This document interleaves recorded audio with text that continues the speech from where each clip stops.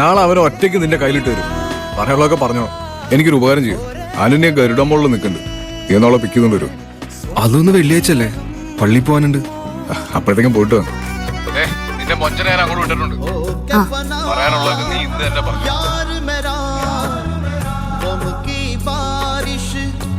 ആടോ, ആ ഗരുഡാമ്മയുടെ ഫ്രണ്ടിലുണ്ട്. ആ വേമ്പ വേമ്പ വേമ്പ എന്താ?